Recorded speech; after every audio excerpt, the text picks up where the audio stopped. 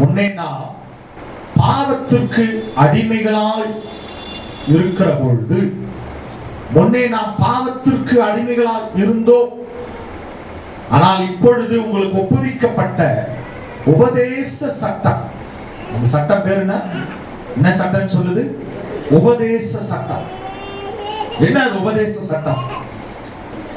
ஏன்னா பழைய ஏற்பாட்டின் நாட்களிலே கர்த்தருடைய வார்த்தை இப்படியாக சொல்லுகிறது. பழைய ஏற்பாட்டின் நாட்களிலே ஒரு சட்டம் இருந்தது. என்ன அப்படின்னா நியாயப்பிரமாணத்தின் சட்டம். நியாயப்பிரமாணத்தின் சட்டத்துல என்ன செய்ய வேண்டும் என்றால், ஒரு மனுஷன் பாவம் செய்து அதற்குரிய பரிகாரங்கள், அதற்குரிய பலி செலுத்தப்பட வேண்டும். அந்த பலியை செலுத்தின பின்பு மீண்டுமாய் ஒரு முறை அவன் மறுபடியும் போய் பாவம் செய்தால் மறுபடியும் பலி செலுத்தணும். அப்போ என்ன இருந்தது என்றால், நியாயப்பிரமாணத்தின் சட்டத்திலே மறுபடியும் பாவம் செய்கிறதற்கான அந்த காரியம் இருந்தது. முழுமையான ரட்சிப்பு அதில் இல்லாமல் இருந்தது. அப்போ அப்போஸ்தலனாகிய பவுல் குறிப்பிடும் போதும் இப்படியா சொல்றாரு, நியாயப்பிரமாணத்தின் சட்டம் நமக்கு கற்றுக் கொடுத்தது என்ன? வாசிங்க, அதில் 7வது அதிகாரம் 5வது வசனம்.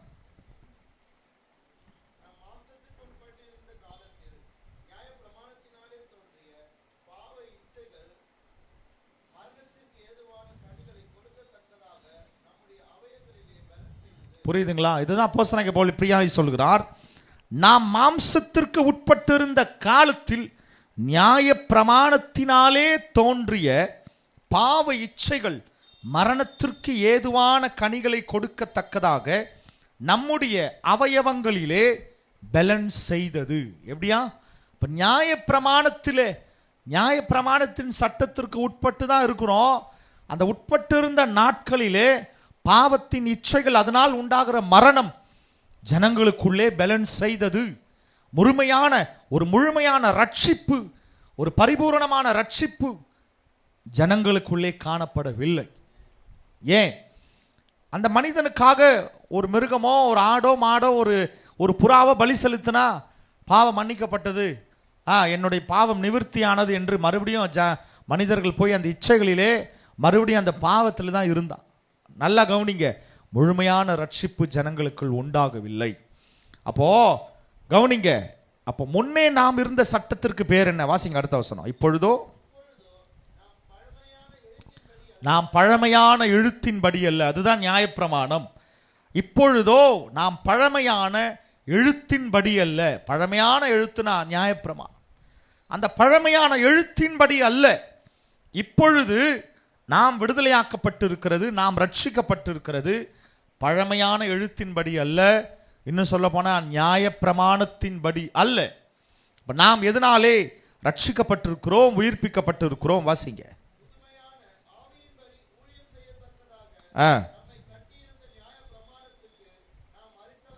நம்மை கட்டியிருந்த நியாயப்பிரமாணத்திற்கு நாம் மரித்தவர்களாய் மாறிவிட்டோம். நியாயப்பிரமாணத்துக்கு நாம் மரித்து விட்டோம். ஆமென் சொல்லுவோமே.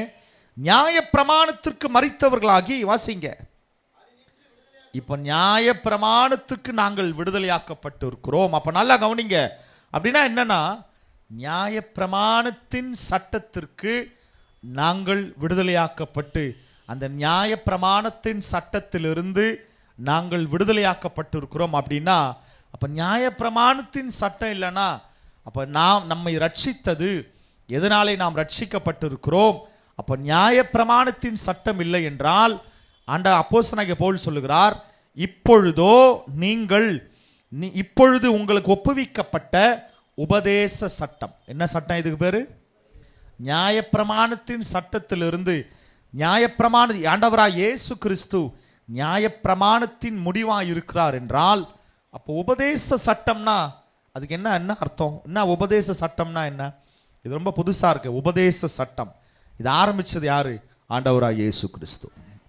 இந்த பூமியிலே வந்து அவர் ஊழியம் செய்ய ஆரம்பித்த உடனே அவர் உபதேசிக்க ஆரம்பிக்கிறார். மனம் திரும்புங்கள், பரலோக ராஜ்யம் சமீபம். இதுதான் உபதேச சட்டம். அந்த ஆரம்பிக்கிறார் பாருங்க, ஒரு சுவிசேஷ வார்த்தை ஜனங்களுடைய இருதயத்திற்குள்ளே அது மாற்றத்தை உண்டு பண்ணுகிறது, முழுமையான ரட்சிப்பை உண்டு பண்ணுகிறது, முழுமையான பரிசுத்தத்தை உண்டு பண்ணுகிறது. ஜனங்களுக்குள்ளே அவர்கள் இருதயங்களுடைய ஆவி ஆத்துமா சரீரத்திற்குள்ளே ஒரு பரிசுத்தத்தை தேவனுடைய உபதேச சட்டமாகிய சுவிசேஷம் உண்டாக்குகிறது. அல்லேலூயா. இன்றைக்கும் அந்த உபதேச சட்டத்தை தான் நாங்களாம் சொல்கிறோம். ஆமென் சொல்லுங்க. இன்றைக்கும் இந்த புதிய ஏற்பாட்டின் சபையில் உபதேச சட்டம் தான், நியாயப்பிரமாண சட்டம் கிடையாது. உபதேச சட்டத்தினால தான் நம்மளாம் ரட்சிக்கப்பட்டிருக்கிறோம். அல்லேலூயா. இந்த உபதேச சட்டம் தான் நம்மை விடுதலையாக்கி இருக்கிறது. உபதேச சட்டம்னா என்னங்க? சுவிசேஷம். ஆண்டவராகிய இயேசு கிறிஸ்து உனக்காக மரித்திருக்கிறார், உனக்காக ரத்தம் சிந்தி இருக்கிறார். இது ஏதோ வார்த்தை அல்ல. இயேசு கிறிஸ்து நமக்காக 2000 வருடத்திற்கு முன்பாகவே ஒவ்வொரு மனிதனுடைய பாவத்திற்கும் அக்கிரமத்திற்கும் அவர் இந்த பூமியிலே ஒவ்வொரு மனிதனுடைய பாவங்களை அக்கிரமங்களை சிலுவையிலே சுமந்து தீர்த்து முடித்தார். அல்லேலூயா. இப்ப சொல்றேன் இல்லையா, சுவிசேஷம். அந்த உபதேச சட்டம் அநேகருக்கு புரியல, விளங்கல. அநேகருக்கு அது மாற்றத்தையும் உண்டு பண்ணல. இன்னும் சொல்ல போனா அநேகருக்கு இது என்னங்க ஒன்றும் என்னமோ சொல்லிட்டே இருக்கிறாங்க. இயேசு உங்களை ரட்சிக்கிறார், இயேசு உங்களை நேசிக்கிறார் அப்படின்னு இந்த கிறிஸ்தவங்க எதையோ சொல்லிகிட்டே இருக்கிறாங்களே. இது என்ன ஒன்றுமே புரியலையே. கவனிங்க அருமையான தேவ பிள்ளைகளே, நமக்கும் ஆரம்பத்தில் புதுசாக கேட்கும் போது உபதேச சட்டம் அப்படின்னா என்னன்னு நம்மளுக்கும் தெரியாது, சுவிசேஷம் நமக்கும் புரியாது. அல்லேலூயா. என்னமோ எவ்வளோ பேர் இருக்கிறாங்க, என்னமோ புதுசாக இயேசு மாத்திரம் நேசிக்கிறாருன்றாங்களே. என்ன சொல்கிறாங்க இவங்க? ஒன்றுமே புரியலையே.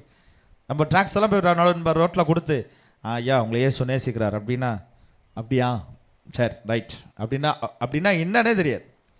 அதுக்கு ஒரு விளக்கம் இல்லை, ஒன்றுமே. அது நம்ம குறைந்தபட்ச அளவில் கூட புரியாது. ஆனால் அந்த உபதேச சட்டம், அந்த உபதேசத்திற்குள்ளாய் அவர்கள் கடந்து வரும்போது தான் புதுசாக ஒரு ஆத்மா ரட்சிக்கப்பட்டாங்கன்னா அவங்களுக்கு ஒன்றுமே புரியாது. சபைக்குள்ளே வரும்போது ஒன்றுமே புரியாது. என்ன சொல்கிறாங்கன்னே தெரியலையே. என்னமோ ஏதோ ஒரு வார்த்தையை பேசுகிறாங்க, என்னன்னு புரியல. இவ்வளோ பெருசாக இருக்குது பைபிள், இதில் எந்த பகுதியில் தொடங்குறது, எங்கே முடிக்கிறது, இந்த பக்கம் படிக்கணுமா ஒன்றுமே தெரியல. அதில் பழைய ஏற்பாடு புதிய ஏற்பாடுன்னு ஏதோ ஒன்று இருக்குது. இதை முதல்ல படிக்கணுமா அதை முதல்ல படிக்கணுமா தெரியாது. ஆனால் சபைக்குள்ளே கொடுக்கப்படுது பாருங்க ஒரு உபதேசம், மனிதனுடைய இருதயத்தை ஆத்மாவை அது மாற்றுகிறது, புதுப்பிக்கிறது. அல்லேலூயா. அப்போ நல்லா கவனிங்க. அதுதான் அப்போஸ்தலனாகிய பவுல் சொல்கிறார், முன்னே நீங்கள் பாவத்திற்கு நியாயப்பிரமாணத்திற்கு கீழ்ப்பட்டு இருக்கிற நாட்களிலே பாவத்திற்கு அடிமைகளாக இருந்தும் இப்பொழுது உங்களுக்கு ஒப்புவிக்கப்பட்ட உபதேச சட்டத்திற்கு நீங்கள் மனப்பூர்வமாய் கீழ்ப்படிந்ததினாலே தேவனுக்கு ஸ்தோத்திரம்.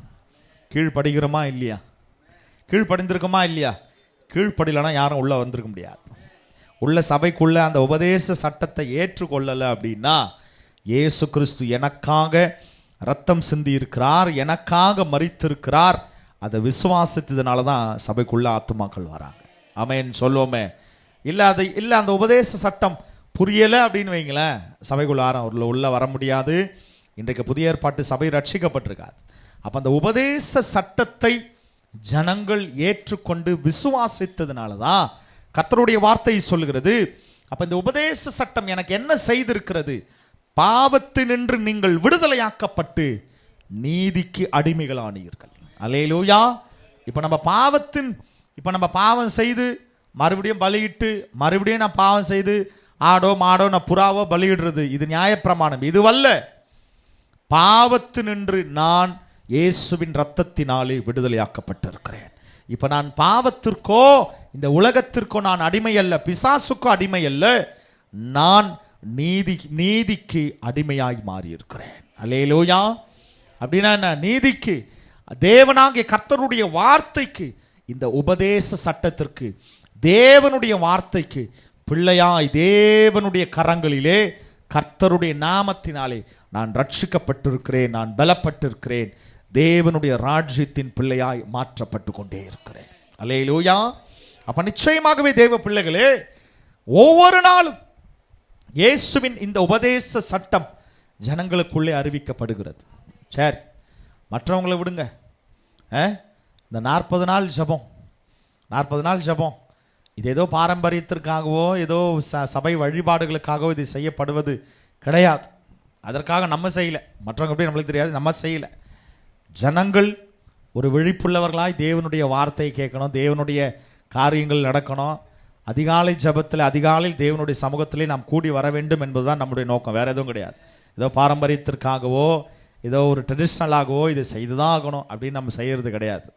அப்போ நல்லா கவனிங்க, இந்த 40 நாள் நம்முடைய சபையிலே அநேகருக்கு என்ன பண்ணல, இன்னும் இந்த ஜபத்தை குறித்த நோக்கம் புரியல. என்னென்ன 40 நாள் ஏதோ இந்த லென்த் டேஸுக்காக வைக்கிறாங்க போல இருக்கு, 40 நாள்.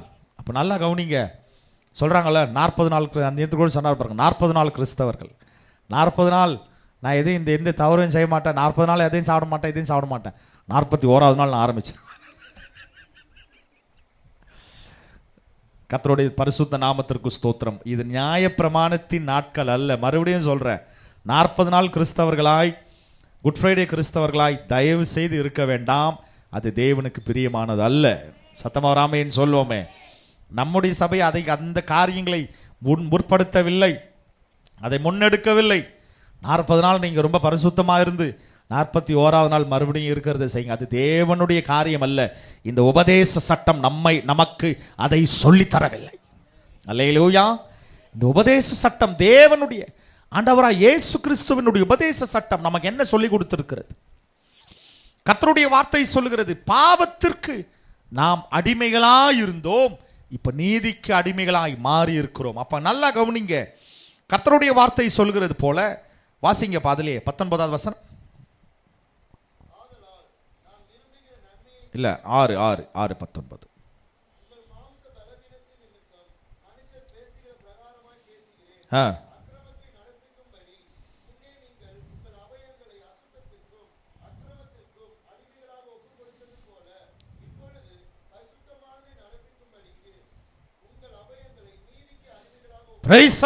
கர்த்தருடைய வார்த்தை இதுதான் உபதேச சட்டத்தின் வலிமை. என்ன? முன்னே நாம் தேவனுடைய பிள்ளைகள் என்று சொல்லியும், முன்னே நீங்கள் உங்கள் மாம்ச பலவீனத்தின் நிமித்தம் மனுஷர் பேசுகிற பிரகாரமாய் அக்கிரமத்தை நடப்பிக்கும்படி உங்கள் அவயவங்களை அசுத்தத்திற்கும் அக்கிரமத்திற்கும் ஒப்பு கொடுத்தீர்கள். கவனிங்க, அசுத்தத்திற்கும் அக்கிரமத்திற்கும் அடிமைகளாக ஒப்பு கொடுத்தது போல இப்பொழுதும் பரிசுத்தமானதை செய்யும்படியாய் இந்த தேவனுடைய அவயவங்களை அவருக்கென்று ஒப்பு கொடுங்கள். அல்லேலூயா. எத்தனை பேர் ஆமென் சொல்றோம்? அல்லேலூயா. கவனிங்க தேவ பிள்ளைகளே, 40 நாள் நான் எந்த பாவமும் செய்ய மாட்டேன், எதையும் செய்ய மாட்டேன், எதையும் பார்க்க மாட்டேன், எந்த குற்றங்களையும் கர்த்தருக்கு விரோதமாக செய்ய மாட்டேன். 41 நைட்டில் 41ஆம் தேதி காலையில் ஆரம்பிச்சிருவேன். அருமையான தேவ பிள்ளைகளே, எச்சரிக்கை. கர்த்தருடைய ஆண்டவராக இயேசு கிறிஸ்து நமக்காக ரத்தம் சிந்தினது 40 நாளுக்கு இல்லைங்க. இந்த 40 நாள் ஜபத்தில் அவரை குறித்து நாம் பேசுகிறோம், அந்த தியானிக்கிறோம் என்றால் இந்த 40 நாள் தியானித்து விட்ட 41வது நாள் இதை மறந்து போகிறது அல்ல. நம்ம அதுக்காக போதிக்கல, நம்முடைய சபை அதுக்காக போதிக்கல. இந்த உலகத்திலே நாம் வாழ்கிற வரைக்கும், இல்லை இயேசுவின் எக்கால சத்தம் ஒலிக்கிற வரைக்கும், இயேசுக்காக, தேவனுக்காக எல்லாவற்றிலும் பரிசுத்தம் உள்ளவர்களும் நீதி உள்ளவர்களும் தேவனுக்கு பிரியமுள்ள பரிசுத்தமுள்ள வாழ்க்கை வாழ்வதே தேவனுடைய திட்டமாக இருக்கிறது. அல்லேலூயா, அல்லேலூயா. அப்போ நல்லா கவனிங்க. இப்போ நம்ம காலையில் இந்த 5:30 மணிக்கு நம்ம இந்த 40 நாள் ப்ரேயர் நடத்துகிறோம். பார்க்குறவங்களுக்கு எப்படி தெரியும்? என்னன்னே தெரியலங்க. காலையில் ஃபஸ்ட்டெல்லாம் சாயந்தரம் தான் கத்திருந்தாங்க, இப்போ காலையிலே கத்த ஆரம்பிச்சிட்டாங்க. என்ன ஜபன்னே தெரியல, ஏதோ பாட்டு பாடுறாங்க, திடீர்னு கத்துறாங்க, திடீர்னு ஸ்லோவாக ஆகுறாங்க, என்னன்னே தெரியல. சுற்றி உள்ளவங்களுக்கும் ஒன்றும் புரியாது. அப்போ நல்லா கவனிங்க. உண்மையாகவே சொல்லுகிறேன் தேவ பிள்ளைகளே, ஆனால் நமக்கு புரியுதா இல்லையா? இந்த 40 நாள் ஜபத்தினுடைய பலன் என்ன நமக்கு புரியுதா இல்லையா? என்ன புரியுது? என்ன இது? என்ன புரியுது நமக்குள்ள? இந்த 40 நாள் ஜபம் இது ஏதோ சடங்காச்சாரமாக, ஏதோ ட்ரெடிஷ்னலாக நான் போல, இது ஒவ்வொரு நாளும் என்னை பலப்படுத்தி கொண்டு இருக்கிறது. நான் ஆவிக்குரிய வாழ்விலே நான் வளர்வதற்கு, வாழ்வதற்கு இயேசு எனக்காக செய்த காரியங்கள் என்ன என்பதை நான் செய்து என்னுடைய மாற்றங்களை, என்னுடைய சரீரத்தில் நடக்கிற மாற்றங்களை, என்னுடைய சிந்தையில் நடக்கிற மாற்றங்களை நான் பார்க்கிறேன். அதை மாற்றிக்கொள்வதற்கு ஒரு தருணமாய் கர்த்தர் எனக்கு இதை கொடுத்திருக்கிறார். அல்லேலூயா. இதுதான் காரியம், இதுதான் நம்முடைய நோக்கம். நம்மை மாற்றுவதற்கு, நம்முடைய சிந்தைகளை, நம்முடைய சரீரத்தில் உள்ள மாற்றங்களை, தேவனுக்கு பிரியமில்லாத காரியங்கள் ஏதாவது இருக்குமானால் இதிலே நாம் மாற்றம் அடையும்படியாய், நம்மை மறுரூபப்படுத்தும்படியாய், மனம் திரும்பும்படியான தருணம் தான் இந்த 40 நாள் ஜெபம். அல்லேலூயா. அப்போ யாருக்கு புரியுதோ இல்லையோ, தினந்தோறும் தேவனுடைய வார்த்தையை தேவனுக்குள்ளாய் நாம் தேவனை பிரியப்படுத்தும்படியாய் நாம் வருகிறோம் என்றால், உண்மையாகவே இந்த காரியம் அநேகருக்கு புரியாததுனால தான் அநேக பேர் சொன்னாலும் நிறைய பேர் காலையில் ஜெபமா சரி பார்க்குறோம் வரோம் அப்படின்னு சொல்கிறாங்க. ஆனால் நல்லா கவனிங்க, வராதவங்களுக்கு எப்படியோ நமக்கு எப்படியோ, வராதவங்களுக்கு எப்படியோ, ஆனால் வந்தவர்களுக்கு அது எப்படியா இருக்கிறது? கர்த்தருடைய வார்த்தை இந்த சிலுவை தியானத்தை குறித்ததான காரியம் மற்றவர்களுக்கு அது எப்படியா இருக்கிறது, நமக்கு எப்படியா இருக்குது? வாசிங்க 1 கொரிந்தியருக்கு எழுதுகிற நிருபம் 1வது அதிகாரம் 18வது வசனம்.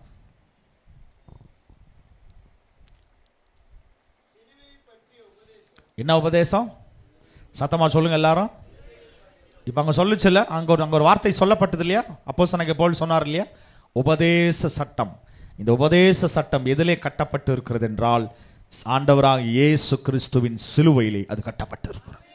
அல்லேலூயா. சிலுவையிலே கட்டப்பட்டு இருக்கு. என்ன சிலுவை என்றாலே ஒரு சாபம் தானுங்க. அந்த சாபத்தை இயேசு சுமந்ததுனால தான், அந்த சாபமான எல்லாவற்றையும் அவர் சுமந்ததினாலே அந்த சிலுவை சுமந்த இயேசு எனக்கு ஆசீர்வாதத்தை கொண்டு வந்திருக்கிறார். அல்லேலூயா. சிலுவை என்றாலே பாடுகள், சிலுவை என்றாலே சாபம், உண்மைதான். ஆனால் அதை சுமந்தவர் சாதாரணமானவர் அல்ல, வானத்தையும் பூமியும் படைத்த சர்வ வல்லமையுள்ள தேவன். அந்த சிலுவை சுமந்ததனால அந்த சாபங்கள் அவராலே மாற்றப்பட்டது. அல்லேலூயா. இப்போ அந்த சிலுவை எனக்குள்ளே சாபத்தை கொண்டு வரல, அந்த சிலுவை எனக்குள்ளே நித்திய ஜீவனை, மேன்மையை, பரிசுத்தத்தை, தேவனுடைய ரட்சிப்பை அந்த சிலுவை எனக்கு கொண்டு வருகிறோம். அல்லேலூயா. அப்போ கவனிங்க, இந்த 40 நாளும் சிலுவையை பற்றி உபதேசம் தான் கொடுக்குறோம். உண்மை அதுதான். இப்போ சிலுவையை பற்றி உபதேசம் அது நமக்கு எப்படி இருக்கு, மற்றவங்களுக்கு எப்படி இருக்கு? வாசிங்க. சிலுவை பற்றி உபதேசம் எப்படி இருக்குதா? நம்மளை பார்த்தா எல்லாருக்கும் அப்படிதான் தெரியுது.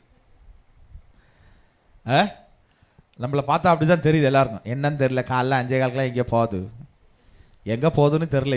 இந்த அப்பா ஐயா எங்கே போகிறாருன்னு தெரில. நம்ம வேகமாக எங்கே ஆஃபீஸ் வர மாதிரி காலைல 5 மணி எங்கே தான் போவாங்க? அப்படி 40 நாள் எங்கே தான் போகிறாங்க இவங்க? அப்படி இல்லை, நம்மளை பார்க்குறவங்களுக்கு சொல்கிறேன். நாய் வேற துரத்துது, அது வேற, அது இருட்டாக இருக்குல்ல, எங்கே போகிறாங்கன்னு தெரியல. அதுவும் பார்த்துது, ஒரு வாரம் குலைச்சி அதுவும் அமைதியாச்சு. காலைல போகிறாங்க பொழுது விடு, தேவன் அந்த வாயிலெலாம் கட்டி போட்டார். அப்போ நல்லா கவனிங்க, சிலுவை பற்றி உபதேசம் கெட்டு போகிறவங்களை எப்படி இருக்கான்? சத்தமாக சொல்லுங்க. நம்மள அவங்க அப்படி நினைக்கிறாங்க. எங்கேயோ போகுதுங்க விடு, காலைல பைபிளை தூக்கிங்க, பேக்கை தூக்கின்னு போகிறாங்க. அருமையான தெய்வ பிள்ளைகளே, ஆனால் மற்றவர்களுக்கு பார்ப்பதற்கு அது பைத்தியமாக தோன்றலாம். ஆனால் நமக்கு அது பைத்தியம் இல்லை. நம்ம ஏதோ நிர்விசாரமாக வரல. வாசிங்கப்பா தொடர்ந்து. நமக்கு ரட்சிக்கப்படுகிற நமக்கோ கர்த்தருடைய வார்த்தை இந்த சிலுவை பற்றி உபதேசம் தேவ பலனாய் இருக்கிறது. அல்லேலூயா. அப்போ ஒரே ஒரு காரியம்தான், இந்த 40 நாளில் நான் தேவனுக்குள் பலன் அடைகிறேன். சத்தமா ஒரு ஆமென் சொல்லுங்க. நான் இந்த சிலுவை தியானத்தில் நான் தேவ பலனை அடைந்து கொள்ளுகிறேன். அல்லேலூயா. எத்தனை பேருங்க விசுவாசிக்கிறீங்க? ஆமென். அப்போ உண்மையா ஏதோ காலையில் ஏதோ தேவனுடைய சமூகத்தில் சபையில் சொல்லிட்டாங்க அதனால் நாங்கள் போகிறோம் இல்லை. இது உண்மையாகவே சொல்லுகிறேன், உங்களுடைய ஆவி, ஆத்மா, சரீரத்தை உங்களுக்கு நீங்கள் கர்த்தருடைய நாமத்திற்கு கீழ்ப்படிந்து வரீங்கல்ல, உங்களுக்குள்ளே அது பலனை உண்டு பண்ணி கொண்டே இருக்கும். அல்லேலூயா. காரணம், சிலுவை பற்றி உபதேசம் இது ஒவ்வொரு மனிதனுடைய இருதயத்தையும் ஓனையும் கணுக்களையும் உருவ குத்தி உள்ள போய் எல்லாவற்றையும் ஆராய்ந்து தேவையில்லாத காரியங்களை தூக்கேறு. ஆமென் சொல்ல மாட்டோமே. அல்லேலூயா. இப்போ சிலுவை பற்றி உபதேசம் கெட்டு போறவங்களுக்கு அது வேணா பைத்தியமா இருக்கட்டும், ஆனால் ரட்சிக்கப்படுகிற நமக்கோ அது தேவ பலனாகவே இருக்கிறது. அல்லேலூயா. அப்ப நல்லா கவனிங்க. ஒருவேளை ஏதோ சும்மா ஏதோ இந்த மனசே இல்லாம கூட இங்க வந்து அநேக பேர் உட்காந்துருக்கலாம். கூப்பிட சும்மா சொல்லிக்கிட்டே இருக்கிறாங்க சபையில, அதனால வந்து உட்கார பரவாயில்ல, இருக்கட்டும், வேண்டாம் விருப்பா கூட வந்து உட்காருங்க. ஆனால் இந்த 40 நாள் முடிவில் கர்த்தர் உங்கள் இருதயங்களை பலனுக்குள்ளாய் மாற்றி இருப்பார். அல்லேலூயா. உங்களை மறுரூபப்படுத்தி இருப்பார். உங்களுக்கே தெரியாது நான் தேவனுக்குள் பலன் அடைந்திருக்கிறேன் என்று நீங்களே சொல்லுவீங்க. அல்லேலூயா. நிச்சயமாகவே தேவ பிள்ளைகளே, அப்போ இந்த சிலுவை பற்றி அப்போ நமக்கே தெரியல. இப்போ புரியுதுங்களா? இதுதான் சிலுவையின் உபதேசம். ஒவ்வொரு நாளும் இந்த உபதேச சட்டத்திற்கு நாம் கீழ்ப்படிந்து தேவனுக்குள்ளாய் நம்மை ஒப்பு கொடுத்ததுனால என்ன நடக்க போதுங்க? வாசிச்சிங்களா? அதே ரோமருக்கு எழுதின நிருபம் 7வது அதிகாரம் 22வது வசனம்.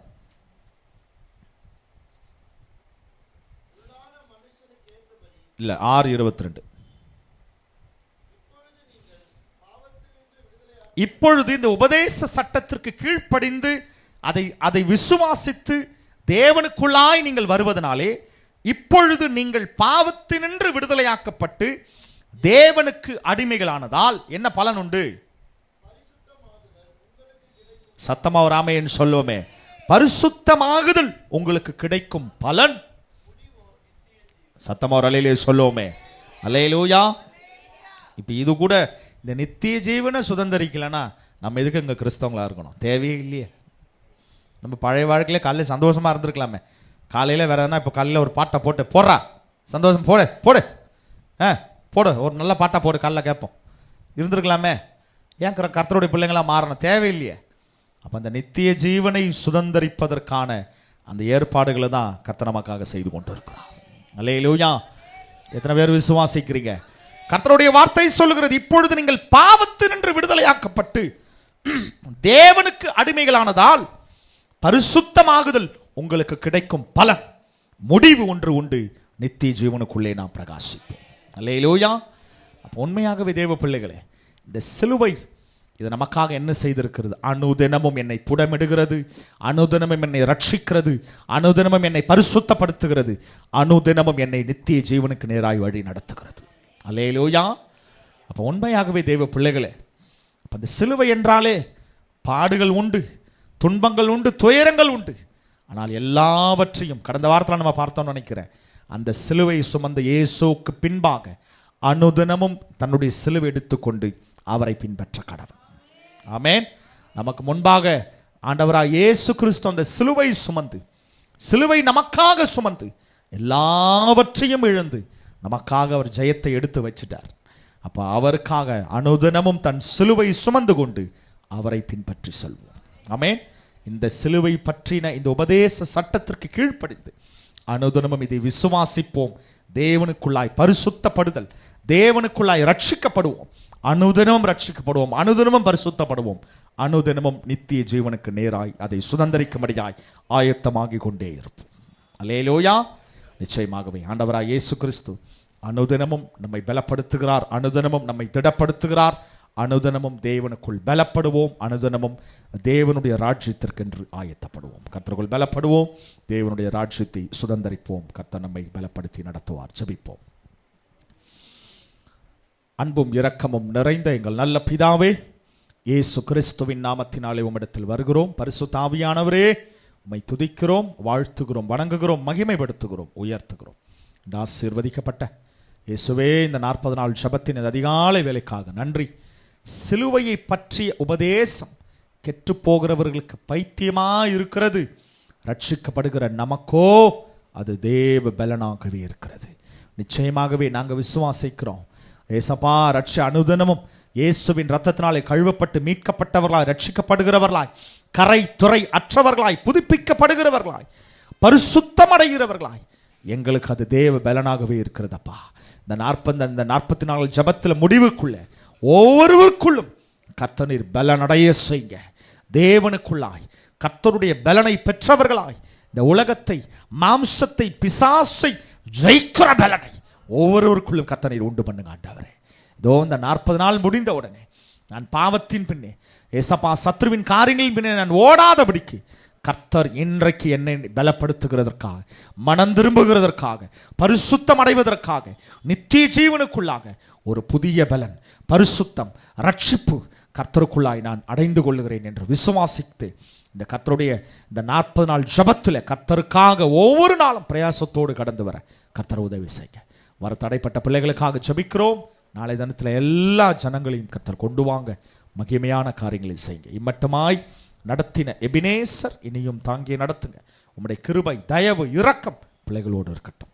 நடக்கிற இந்த சப்பா காலை நடக்கிற உபாச கூட்டத்தையும் இரவு எழுப்புதல் ஜபத்தையும் கர்த்தர் ஆசீர்வாதமாய் மாற்றித்தாங்க. அநேக ஆத்துமாக்களை திறப்பில் நின்று ஜெபிக்கிற ஜனங்களை, தேசத்திற்காக ஜெபிக்கிற ஜனங்களை கர்த்தர் கொண்டு வாங்க, மகிமையான காரியங்களை செய்ய இந்த கரத்தில் எங்களை முற்றிலுமாய் தாழ்த்துகிறோம், அர்ப்பணிக்கிறோம். ஆசீர்வதிங்க, பலப்படுத்துங்க, பெரிய காரியங்களை செய்யுங்க. இயேசுவின் நாமத்தில் பிதாவே, ஆமென். என் ஆத்துமாவே கர்த்தரை ஸ்தோத்திரி, என் முழு உள்ளமே அவருடைய பரிசுத்த நாமத்தை ஸ்தோத்திரி. என் ஆத்துமாவே கர்த்தரை ஸ்தோத்திரி, அவர் செய்த சகல உபகாரங்களையும் மறவாதே. ஆமென். அல்லேலூயா, அல்லேலூயா, அல்லேலூயா.